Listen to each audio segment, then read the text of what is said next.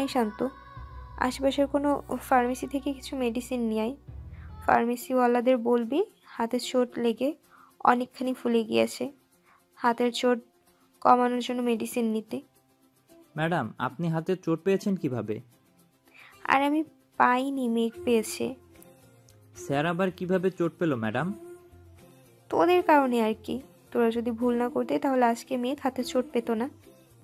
Madam, আমরা আবার কি করলাম? কি করিসনি সেটা বল।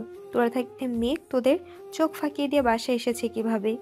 তোরা যদি ভালোভাবে নজর রাখতি তাহলে সে বাসায় আসার খবর আমি পেয়ে যেতাম। আর আমার সত্যতাও সে জানতো না, আর না আমাদের মাঝে কোনো ঝামেলা হতো। কিন্তু তোদের গাফিলতির কারণে সব কিছু হয়েছে।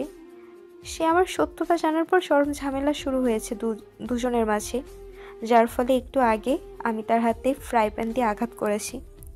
ম্যাডাম, আপনার ধারণাটা পুরোপুরি ভুল। হ্যাঁ, এটা সত্য, আমাদের চোখ ফাঁকি দিয়ে স্যার বাড়িতে এসেছে, কিন্তু স্যার আপনার ব্যাপারে আগেই জেনে গিয়েছে।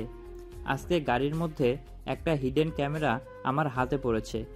আমরা হিডেন ক্যামেরাটা পাওয়ার পর ভালোভাবে যাচাই বাছাই করে দেখি এটা মেঘ স্যার লাগিয়েছে, যেটার অর্থ হচ্ছে মেঘ স্যার এই ক্যামেরার সাহায্যে আরও আগেই আপনার সব কিছু জেনে গিয়েছে। ও, তার মানে মেঘ আমাকে হাতে নাতে ধরার জন্যই কিছু বলেনি? আমি এজন্যই তো বলি গতকাল মেয়ে কেমন আচরণ কেন করলো আমার সাথে।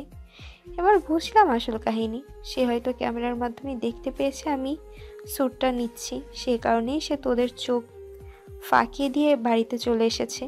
আর ভাগ্যক্রমে আমিও স্যুটটা বাহির থেকে পাল্টে না এসে বাড়ি এসে পাল্টানোর পরিকল্পনা করেছি, আর তখনই তার হাতে ধরা পড়ে গেছি। আচ্ছা যাই হোক, শোন, তুই জলদি করে কাউকে আমার মেডিসিনগুলো আনতে পাঠা। আর তোকে একটা কাজ দিচ্ছি। মেঘের অফিসে হিয়া নামক এক মেয়ে আছে, যেই মেয়ে আমার আর মেঘের মাঝে কাটা হয়ে দাঁড়িয়েছে। তুই যত জলদি সম্ভব সেই মেয়েকে উঠানোর ব্যবস্থা কর। ওই মেয়ে আমার জীবনের জন্য কালসাপ, তাকে চরম একটা শিক্ষা দিতে হবে। ঠিক আছে ম্যাডাম, আপনি চিন্তা করবেন না, জলদি আপনার কাজ হয়ে যাবে। আর ম্যাডাম, গুরুত্বপূর্ণ একটা কথা। হ্যাঁ বলো।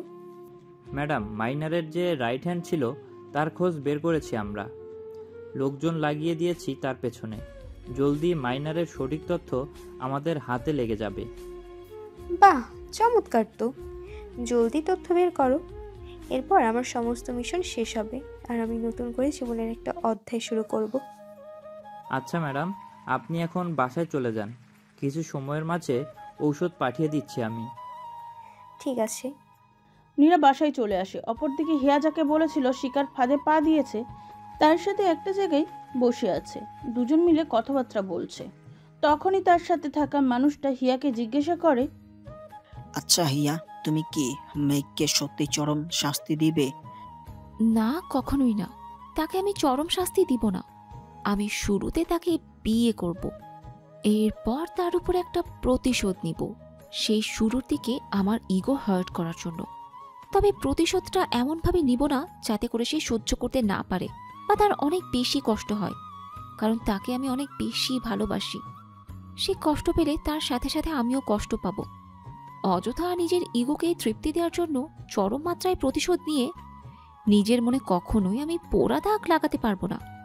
আমার কাছে সব কিছুর চেয়ে মানুষটার মূল্য অনেক বেশি। আচ্ছা হিয়া, তুমি যে মেঘকে এত বেশি ভালোবাসো, তাকে যদি তুমি বাদে অন্য কেউ আপন করে নেয়? না, আমি কখনোই এমনটা হতে দিব না। মেঘের জীবনে আমি বাদে অন্য কেউ আসতে চাইলে তাকে আমি জমের দুয়ারে পাঠিয়ে দিব। সেই মানুষটা খালি আমার, তাকে ছাড়া আমার আর কিচ্ছু প্রয়োজন নেই। আমার শুধু তাকেই চাই। এদিকে হিয়া আকাশকে নিজের করে পাওয়ার জন্য সবকিছু করতে প্রস্তুত। অপরদিকে নীরাও আকাশকে চায়। আকাশকে সেও অন্য কারুর হতে দিবে না। কেউ কারোর থেকে কোনো অংশে কম নয়। মানুষ একজন, কিন্তু তাকে নিজের জীবনে আপন করে পেতে চাইছে দুজন। কার কপালে আকাশ লেখা আছে এখনো কোনো নিশ্চয়তা নেই। তবে দুজনের মধ্যে চরম এক ঝামেলা বাঁধতে চলেছে, এটুকু নিশ্চিত। নীরা বাসায় এসে সোফায় বসে আছে। কিছু সময় পর একজন গার্ড দরজায় বেল বাজায়। নীরা সোফা থেকে উঠে গিয়ে দরজা খোলে। গার্ড আকাশের জন্য মেডিসিন নিয়ে এসেছে। নীরা দরজা খোলার পর গার্ড নীরার হাতে মেডিসিনগুলো দেয় এবং মেডিসিনের ব্যবহারে নিয়ম কানুনগুলো বুঝিয়ে দেয়। নীরা গার্ডদের কাছে থেকে মেডিসিনগুলো নিয়ে আকাশের রুমে যায়। আকাশ রুমে চুপচাপ বসে ফোন চালাচ্ছে। নীরা রুমে পৌঁছে আকাশকে বলে, মেঘ, তোমার হাতটা দাও তো দেখি। কেন, কি প্রয়োজন? মেডিসিন লাগাবো তোমার হাতে। নীরা, তোমার এত আলগা দরদ দেখানোর কোনো প্রয়োজন নেই। অনেক দেখেছি তোমার আলগা দরদ, এবার সমাপ্তি করো প্লিজ। মেঘ প্লিজ, এমন করো না, হাতটা দাও। নীরা, আমি একবারই বলে দিয়েছি তোমার আলগা দরদ দেখানোর কোনো প্রয়োজন নেই। অযথা আমায় বিরক্ত করো না প্লিজ। মেঘ, তোমার হাত জখম হয়ে আছে, মেডিসিন লাগানোটা প্রয়োজন। নীরা, আমি বুঝলাম না তোমাকে একটা কথা এতবার কেন বলতে হচ্ছে আমার? একটা কথা কি একবারে বোঝে আসে না তোমার? নীরা এবার কিছু না বলে আকাশের হাত ধরে নিজের দিকে টেনে নেয়। আকাশ মুখে নীরাকে বারণ করলেও নীরার আকাশের হাত টেনে নেওয়ার সময় সেভাবে বাধা দেয় না, কারণ আকাশ ভালো করেই জানে নীরাকে বারণ করলেও নীরা কথা শুনবে না। নীরা আকাশের হাতে নিজের কোলের উপর রেখে হাতে মেডিসিন লাগাতে শুরু করে।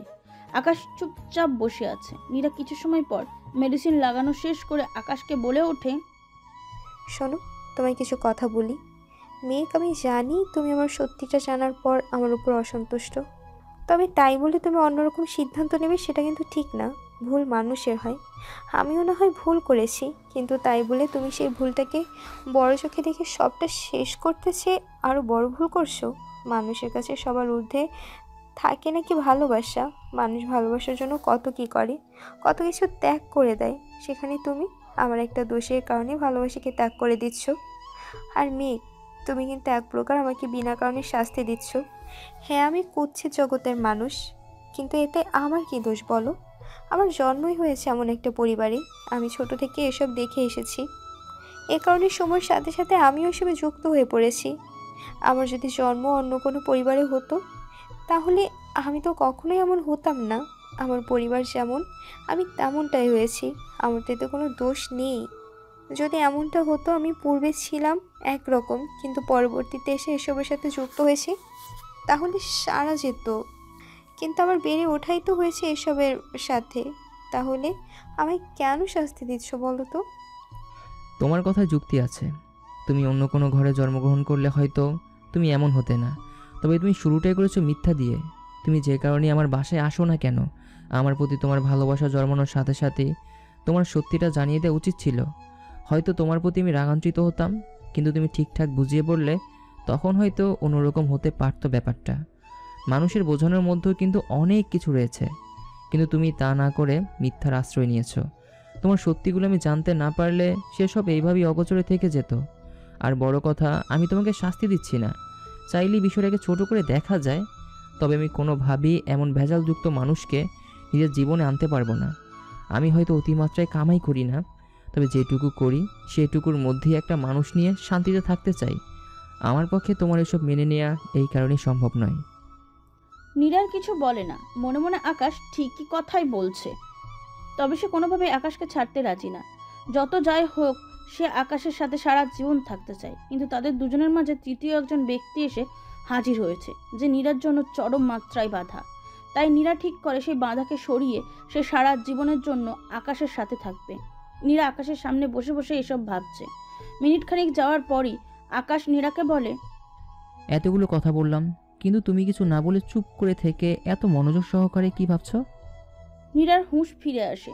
নীরা সামান্য কিছুটা থতমত খায় আকাশের কথায়, তবে সাথে সাথে নিজেকে সামলে নিয়ে বলে, না মানে তেমন বিশেষ কিছু না, ওই একটু পূর্বের কথা ভাবছিলাম। পূর্বে তোমার সাথে সব কিছু কেমন ছিল আর এখন কেমন সেটা ভেবেই আফসোস হচ্ছে। এখন আফসোস করে আর কি লাভ বলো?